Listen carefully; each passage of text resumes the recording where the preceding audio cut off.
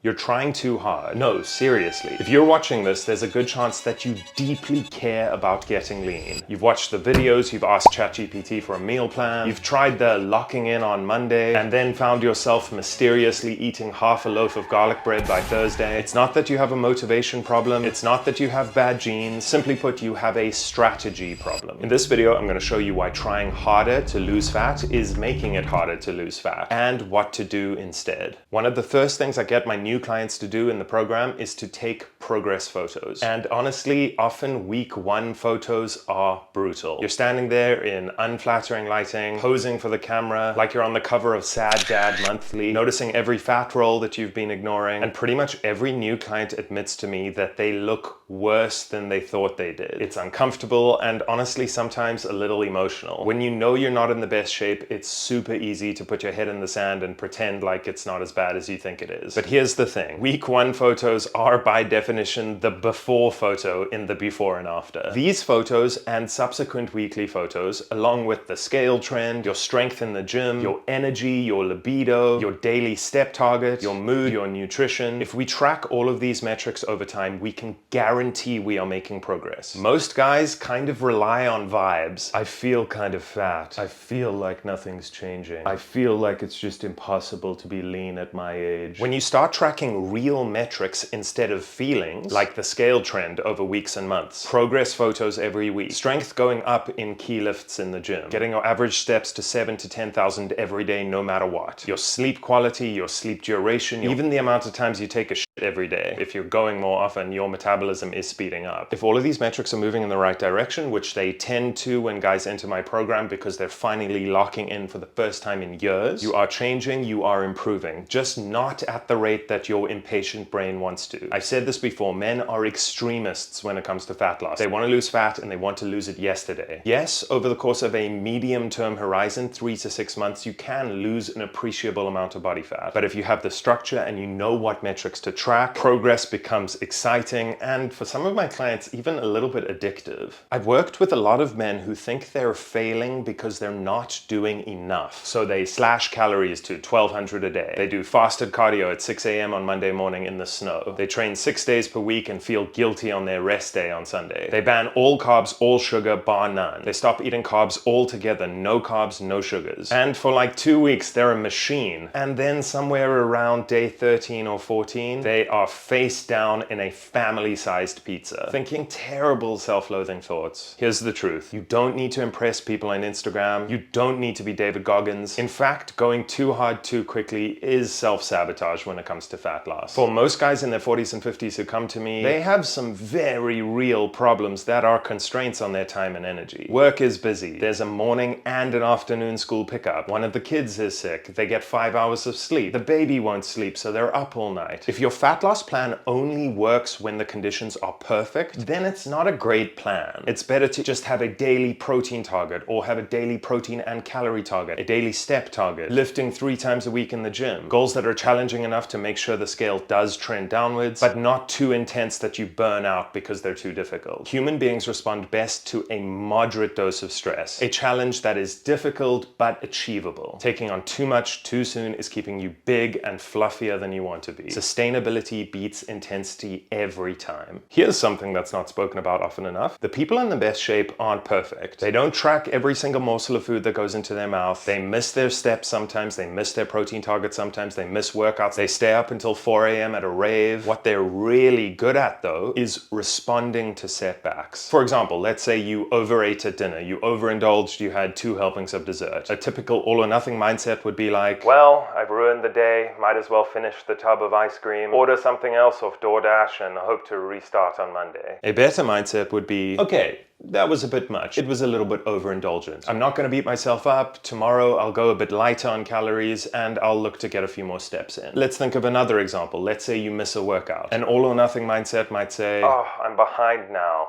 Stuff it, this week is a write-off. I'll start again on Monday. A better mindset to have would be, that's life, I'll just pick it up tomorrow and train 1 less day this week. Not beating yourself up for not always making perfect choices is the most important mindset when it comes to sustainable fat loss. Guys who stay lean for the long term, they treat a donut like a donut, not a personality flaw. You don't have to hate on yourself for not always making the best food choices. And if you're good most of the time, a lot of my clients report this, the cheat meals actually taste better because you've earned them and it feels good. It's no longer full of guilt. That burger you eat at the end of the week after being really locked in with your food for that week and having a slightly lighter breakfast, and that'll be the best burger you've ever eaten because you know it's still supporting your fitness goals. And guys, if you are looking for expert one-on-one support with your nutrition and training, you can apply for coaching in the description of this video. That'll lead you to a consultation call with me. We would jump on, discuss your fitness goals, and see if you'd be a good fit for the program. And finally, here is where a lot of guys go wrong with fat loss. They make fat loss way more complicated than it needs to be. They're asking questions like, does fasted cardio improve fat loss? Should I take BCAAs along with my creatine? Should I have my carbs slightly higher on leg day? What is the best supplement stack for fat burning and hormone optimization? Meanwhile, they're sleeping 5 hours, they're up to their eyes in stress, they're getting 2,000 steps a day. This is majoring in the minors, guys. If you can't get the basic stuff of nutrition, sleep, training, and steps down, the smaller things like supplements and meal timing and fasted cardio are not nearly as significant. Fat loss is not that complicated. It is quite difficult to consistently do, and that's why I have a coaching program where I help guys to have the structure and accountability they need in order to lose fat sustainably and keep it off, but it's not nearly as complicated as you may think. Very quickly, before I go, the 4 most important ingredients for any good fat loss plan. Number 1, protein. Anywhere from 0.7 to 1 gram of protein per pound of body weight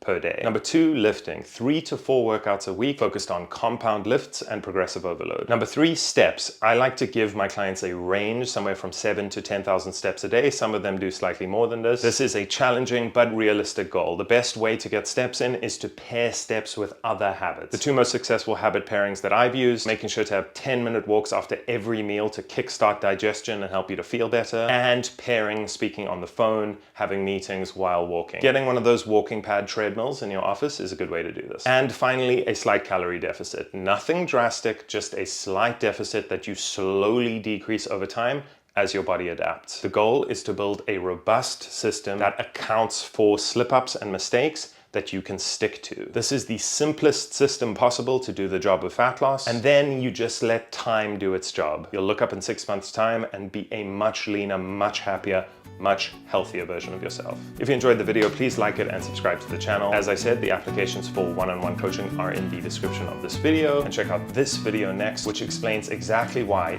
the best way to lose fat is to focus on building muscle.